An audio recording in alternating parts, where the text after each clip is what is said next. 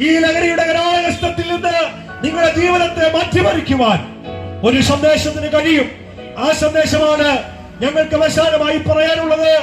അത് കർത്താവായ യേശുക്രിസ്തുവിൽ കൂടെയുള്ള രക്ഷയുടെ സുവിശേഷത്തിന്റെ സന്ദേശമാണ്. എന്തുകൊണ്ടാണ് സുവിശേഷം ഇത്രയധികം പ്രാധാന്യം അർഹിക്കുന്നത്?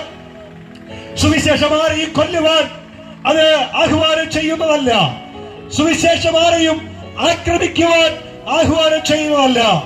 സുവിശേഷം ആരെയും പേര് മാറ്റുവാൻ പ്രേരിപ്പിക്കുന്നതല്ല.